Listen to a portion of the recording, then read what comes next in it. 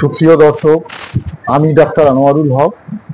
মগরাহাটে আমার নিজস্ব চেম্বার থেকেই আমি এই ভিডিওটি করছি। তো আজকে আমাদের আলোচ্য বিষয় সোরার নানা প্রকৃতি। সোরা বিনা কারণে মানসিক চাঞ্চল্য এবং ভয়, উদ্বেগ, উৎসাহহীনতা এদের মধ্যে লক্ষ্য করা যায়। সোরা ধর্ম বিষয়ে ভণ্ডামিপূর্ণ মুখোশ পরা দার্শনিক, অর্থাৎ সোরাকে র্যাক ফিলোসফার বলা যেতে পারে। সোরার পেশেন্টরা শ্রমবিমুখতা লক্ষ্য করা যায়। সামান্য পরিশ্রমে দৈহিক এবং মানসিক অবসাদ এদের মধ্যে পরিলক্ষিত হয়। শীত কাতরতা, অল্পেই ঠান্ডা লাগে এদের, ঠান্ডা এরা অপছন্দ করে।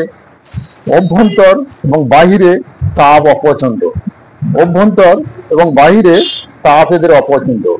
ঘুমানোর সময় মাথায় ঘাম এদের হয়, ঘুমের মধ্যে দাঁত পড়মড় করে। দিনরাত শুধু শুয়ে থাকতে ইচ্ছা, কিন্তু ঘুমালে অস্থিরতা দেখা যায়। অস্বাভাবিক ক্ষুধা, উদরাময়তা বা কোষ্ঠবদ্ধতা এবং কৃমির উপসর্গ বা কৃমির প্রবণতা এদের মধ্যে লক্ষ্য করা যায়। এরা স্নানে অনীহা দেখায়, অপরিষ্কার, নোংরা এবং অপরিচ্ছন্ন। টক, মিষ্টি, ভাজা এবং চর্বি জাতীয় খাদ্য পছন্দ করে। নারী পুরুষের অস্বাভাবিক কামোত্তেজনা, স্ত্রীলোকদের অনিয়মিত ঋতু দেখা যায় এবং রোগী স্পর্শকাতর। আলো, গন্ধ, ঘাম, শব্দ, গোলমাল প্রভৃতির প্রতি রোগী অতিমাত্রায় অনুভূতি প্রবণ। তো আজকে আমরা জানতে পারলাম সোরা কিরকম হয়।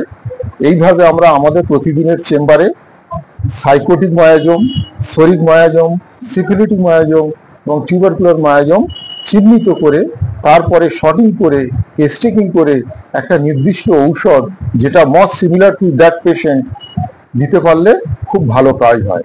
তো এই ভিডিওটি শেষ পর্যন্ত দেখার জন্য অসংখ্য ধন্যবাদ। ভালো থাকবেন। ভিডিওটি পছন্দ হলে লাইক করুন, অপছন্দ হলে ডিসলাইক করুন এবং পাশে থাকার জন্য সাবস্ক্রাইব করুন, যাতে আমি আরো ভিডিও আপলোড করতে পারি। ধন্যবাদ।